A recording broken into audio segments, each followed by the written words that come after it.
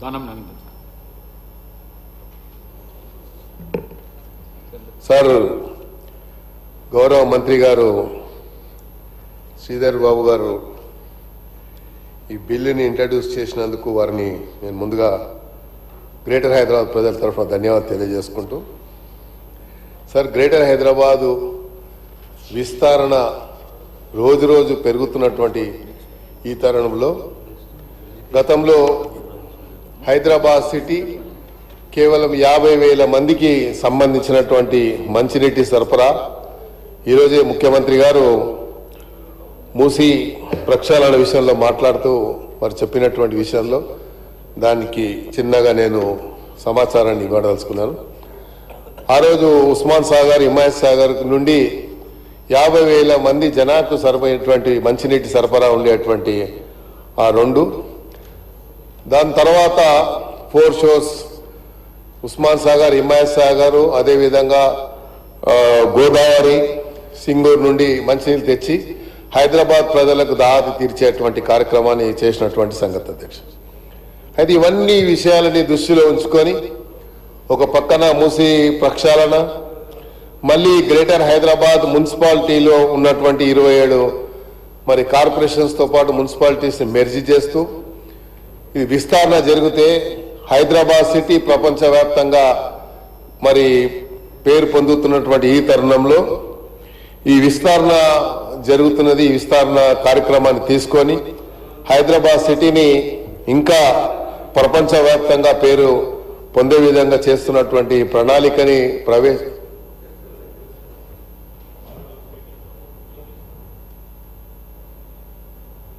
Sir, ఇప్పుడు ఈ 3 బిల్లులకు సంబంధించి త్రూ యూ సార్, ఎందుకంటే హానరబుల్ మెంబర్స్ కూడా అందరు కూడా ఈ 3 బిల్లులకు సంబంధించి ఒకటి విలీనం, ఒకటి మెర్జర్, డీమెర్జర్, కొన్ని ప్రాంతాలను డీమెర్జర్ చేస్తూ కొన్ని ప్రాంతాలను మెర్జర్ చేస్తూ ఉన్న సందర్భంలో ప్రధానంగా ఈ ఆబ్జెక్టివ్స్ అంతా కూడా 3 బిల్లులకు సంబంధించిన ఆబ్జెక్టివ్స్ కానీ వారు చెప్పే సలహా సూచనలు కానీ ఒకటే ఉంటుంది కనుక నేను ఒకటి కొన్ని ప్రాంతాలను విలీనం చేసుకోవటం గ్రేటర్ హైదరాబాద్కు సంబంధించి, అదేవిధంగా ఏవైతే ఈ కోర్ అర్బన్ రీజన్కు సంబంధించిన ప్రాంతాలను డీమెర్జ్ చేసే కార్యక్రమం అంతా కూడా ప్రధానంగా సమిష్టిగా ఒకటే సబ్జెక్ట్ కనుక నేను డిస్కషన్ కూడా ఈ 3 బిల్లులకు సంబంధించిన డిస్కషన్స్ ఒకటేసారి తీసుకుంటే బాగుంటుందని దాని క్రమంలో ఇప్పుడు పెద్దలు నాగేందర్ గారు కూడా ఆ విషయమే ప్రస్తావన చేస్తూ ఉన్నారు.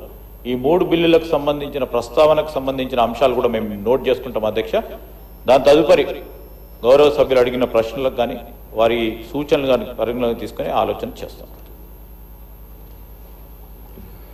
అదే అధ్యక్ష, ఇది city means core urban reason అని ఏదైతే చెప్పారో దానికి సంబంధించి నేను తమరి ద్వారా ప్రధానంగా ఈరోజు హైదరాబాద్ సిటీ ఇంత విస్తరణ జరుగుతున్నప్పుడు ఓఆర్ఆర్ లిమిట్కి సంబంధించి ఓఆర్ఆర్ లిమిట్స్లో మనం చూసినట్టయితే ఈ మధ్య కాలంలోనే పోలీస్ కమిషనరేట్స్ అని 3 విభాగాలుగా విభజించడం జరిగింది అధ్యక్ష. సైబరాబాద్, హైదరాబాద్, మల్కాజ్గిరి. ఇప్పుడు జిహెచ్ఎంసి కూడా 3 విభాగాలుగా విభజించేటువంటి కార్యక్రమం ప్రక్రియ మొదలైంది. కాబట్టి దీనికి ప్రధానంగా never in the history of municipal corporation, I think that credit goes to మా మేయర్ గారికి, కమిషనర్ గారికి, డిస్కషన్, ఒక లెంతీ డిస్కషన్, ఒపీనియన్, అందరు కార్పొరేషన్లో ఉన్నటువంటి కార్పొరేటర్స్ యొక్క అభిప్రాయాలు తీసుకోవాలని, అభిప్రాయాల్ని పరిగణలోకి తీసుకొని వారి ఆలోచన విధానాన్ని పరిగణలోకి తీసుకోవాలని ఆలోచనతోని ఒక లెంతీ డిస్కషన్ని శ్రీకారం చుట్టడం జరిగింది అధ్యక్ష. ఇన్ఫ్యాక్ట్ మేము కూడా దాంట్లో పార్టిసిపేట్ చేశాం. We have given our suggestions. ఎందుకంటే కార్పొరేషన్కు సంబంధించి సుమారు 300 కార్పొరేషన్స్ ఈరోజు 27 మరి మున్సిపాలిటీస్ కానీ మిగతా కార్పొరేషన్స్ కానీ మెర్జ్ అయిన తర్వాత ఇది ఇంత పెద్ద విస్తరణ జరుగుతున్నప్పుడు దీన్ని ఏ రకంగా 3 ప్రాంతాలుగా చెప్పి మనం సమాచారం వచ్చింది అధ్యక్ష. ఇవి ఏ 3 ప్రాంతాలకు ఏం పేర్లు పెట్టారు మంత్రి గారి తమరి ద్వారా నేను అడుగుతా ఉన్నా అధ్యక్ష. 3 ప్రాంతాలు అంటే 3 కార్పొరేషన్లు అని చెప్పారు. ఈ 3 కార్పొరేషన్స్ కు పేర్లు ఏం పెట్టారు? ఎందుకంటే హైదరాబాదు, సికింద్రాబాదు ఇవన్నీ ఒకప్పుడు సపరేట్ మున్సిపాలిటీస్గా ఉండేటివి గతంలో. దీనికి ఇప్పుడు ఈ 3 కార్పొరేషన్స్ని ఏ రకంగా విభజించారు అనేది నేను తమ ద్వారా మంత్రి గారిని అడుగుతా ఉన్నాను అధ్యక్ష. మరి హైదరాబాద్ సిటీ ఈరోజు చూసినట్టయితే మనము కార్పొరేషన్ లిమిట్స్ వచ్చినప్పుడు 650 కిలోమీటర్లు స్క్వేర్ కిలోమీటర్లు ఉంటే ఇప్పుడు ఈ కార్పొరేషన్ వచ్చేసి సుమారు 2050 కిలోమీటర్ల వరకు విస్తరణ జరుగుతూ ఉంది. 2050 కిలోమీటర్ విస్తరణ జరుగుతున్నప్పుడు ఈ 3 కార్పొరేషన్లు 12 జోన్లు సర్కిల్స్ చేశారు. అదేవిధంగా మిగతా దీనివల్ల ఈ 12 జోన్ల వల్ల అడ్వాంటేజ్ ఏముందో గౌరవ మంత్రి గారు చెప్పాలని కూడా తమ ద్వారా నేను కోరుతా ఉన్నాను. ఎందుకంటే హైదరాబాద్ ప్రజలకు తెలియాలి అధ్యక్ష, ఈ అడ్వాంటేజ్ డిసడ్వాంటేజెస్ ఏమేమి ఉన్నాయనేది తెలియాల్సిన అవసరం ఉంది. కాబట్టి ఈ అడ్వాంటేజెస్ ఏమున్నాయి, 12 జోన్ల కింద మీరు 60 సర్కిల్స్ చేశారు. ఇప్పుడు 12 జోన్లో 60 సర్కిల్స్ చేశారు. కాబట్టి 60 సర్కిల్స్ కు సంబంధించి అడ్వాంటేజెస్ ఏమున్నాయి అనేది ఒక ఐడియా, ఒక ఆలోచన రావాలి, పబ్లిక్ ఉండాలని, ఇన్ఫర్మేషన్ ఉండాలనేది నేను తమ ద్వారా అడుగుతున్న అధ్యక్ష. అదేవిధంగా ఓఆర్ఆర్ లిమిట్ లో ఏ రకమైతే పోలీస్ కమిషనరేట్లు చేశారో 3 విభాగాలుగా, దీని 3 విభాగాల్లో ఏ డిపార్ట్మెంట్స్ లో మీరు ఇది చేయబోతున్నారు? దీంట్లో వాటర్ బోర్డు కూడా ఇలాగా దీంట్లో ఏమైనా క్లబ్ చేసి చేస్తున్నారా, లేకుంటే దీనికి సపరేట్ గా ఈ సర్కిల్ సపరేట్ చేస్తున్నారా? ఎలక్ట్రిసిటీ ఉంది, దాన్ని కూడా దీంట్లో క్లబ్ చేస్తున్నారా, లేకుంటే దాన్ని సపరేట్ గా 3 విభాగాలుగా చేస్తున్నారా అనేది. రెవెన్యూ డిస్ట్రిక్ట్స్ కూడా, ఈ రెవెన్యూ డిస్ట్రిక్ట్స్ దీన్ని ఎలా తీసి కానీ దీన్ని మరి చేస్తున్నారు అనేది. అదేవిధంగా all departments will come under one umbrella, లేకుంటే సపరేట్గా ఉంటాయి. ఏవైతే డిపార్ట్మెంట్స్ ఇప్పుడు ఉన్నాయో ఇవన్నీ డిపార్ట్మెంట్స్ అన్ని కూడా ఒకే అంబ్రెల్లా కిందకి వస్తాయా, ఒకే పరిధిలోకి వస్తాయా, లేకపోతే డిఫరెంట్ విభాగాలు చేస్తారా అనేది అక్కడ కోఆర్డినేషన్ మరి ప్రాపర్గా ఉంటుందా లేదా అనేది మనం చూసుకోవాలి అధ్యక్ష. ఎందుకంటే ఎప్పుడైతే ఒక అన్ని విభాగాలు ఒక కోఆర్డినేషన్తో జరిగితే మాత్రం ముఖ్యమంత్రి గారి ఆలోచన విధానంగా అనుగుణంగా అభివృద్ధి జరిగేటువంటి అవకాశం ఉంది. ఎందుకంటే హైదరాబాద్ సిటీని ఇంత పెద్ద ఎత్తున అభివృద్ధి చేయాలనే ఆలోచన గతంలో ఎప్పుడు రాలేదు. కాబట్టి హైదరాబాద్ ఇంత విస్తరణ జరుగుతున్నప్పుడు ఇది అభివృద్ధి జరగాలి అని, హైదరాబాద్ ప్రజలకు అన్ని రకాల సౌకర్యాలు ఇవ్వాలని. ఎందుకంటే ఇప్పుడే చెప్పాం, గండిపేట నీళ్ల గురించి మనం మాట్లాడుతున్నాం అధ్యక్ష.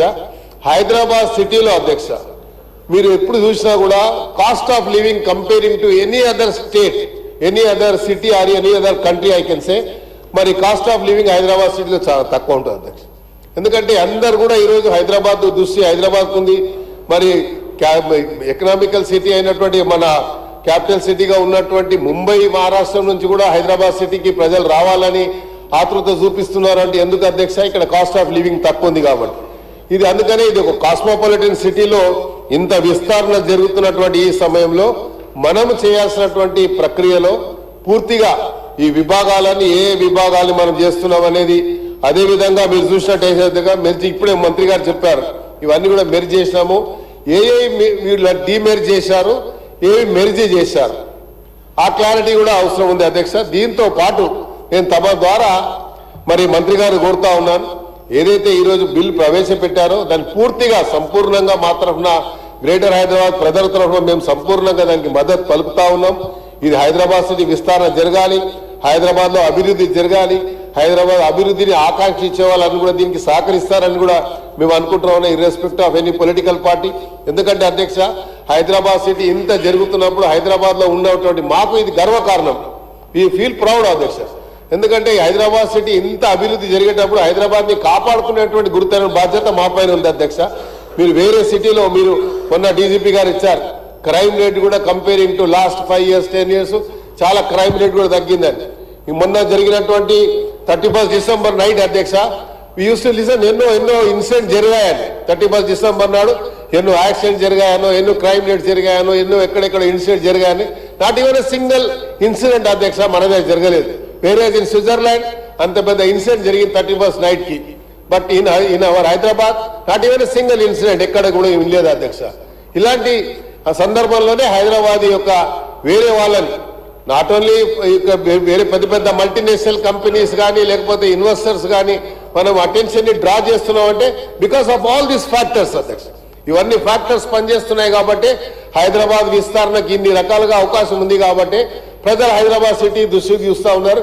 అందుకనే హైదరాబాద్ లో ఇన్వెస్ట్మెంట్స్ కూడా ఇంత పెద్ద ఎత్తున పెట్టుబడి పెట్టడానికి వస్తున్నారంటే కూడా దానికి కారణం కూడా అదొకటని చెప్పడంలో మేము గర్వపడుతున్నాం అధ్యక్ష. కాబట్టి ముఖ్యంగా మన మంత్రి గారితో నేను తమ ద్వారా కోరుతా ఉన్నారు, ఈ 3 జోన్లకు ఏం పేర్లు పెట్టారు, ఏ జోన్లు ఇన్న మెర్జ్ అయ్యాయి, డిమెర్జ్ అయ్యాయి అనేది తమ ద్వారా మంత్రి గారితో కోరుతూ, అదేవిధంగా డిపార్ట్మెంట్స్, వివిధ డిపార్ట్మెంట్స్ కూడా ఉన్నాయి కాబట్టి ఇవన్నీ కూడా ఒకే అంబ్రెల్లా కింద వస్తాయని మళ్ళీ ఐ వాంటెడ్ టు రీటరేట్ అధ్యక్ష. ఇవన్నీ ఒకే అంబ్రెల్లా కింద వస్తాయా లేకపోతే ఇవన్నీ సపరేట్ గా ఉంటాయనే విషయాన్ని కూడా తమ ద్వారా మంత్రి గారు సభకు తెలియజేయాలని కోరుకుంటూ, ఈ బిల్లు ఏదైతే మంత్రి గారు ప్రవేశపెట్టిరో దాన్ని సంపూర్ణంగా మద్దతు పలుకుతూ, ఇది త్వరితగతిన ఇది అమెండ్మెంట్ తీసుకున్న తర్వాత హైదరాబాద్ సిటీ ఇంకా విస్తరణ జరగాలని, ఈ డిస్కషన్ ఈ రోజు ఇదైన తర్వాత బిల్లు సంపూర్ణంగా అందరూ మద్దతు ఇచ్చి బిల్ని పాస్ చేసుకోవడానికి అందరు సహకరిస్తారని కూడా నేను తమ ద్వారా ఇచ్చేస్తూ, మరి హైదరాబాద్ సిటీలో ఈ కార్పొరేషన్ ఇంత పెద్ద ఎత్తున చేయడానికి ముఖ్యమంత్రి గారు ఒక ప్రణాళిక సిద్ధం చేసినందుకు తమ ద్వారా గౌరవ ముఖ్యమంత్రి గారికి, మంత్రి గారికి, అధికారులందరికీ కూడా హృదయపూర్వకంగా ధన్యవాదాలు అధ్యక్ష. అదేవిధంగా మీకు కూడా నాకు ఈ అవకాశం ఇచ్చినందుకు హృదయపూర్వకంగా ధన్యవాదాలు. Thank you. శ్రీ పాల్వాయి హరీష్ బాబు గారు. ధన్యవాదాలు అధ్యక్ష. నేను అమెండ్మెంట్ కూడా ఇచ్చిన, ఆ అమెండ్మెంట్ కూడా డిస్కషన్ తో పాటే చేయదలుచుకున్నా అధ్యక్ష.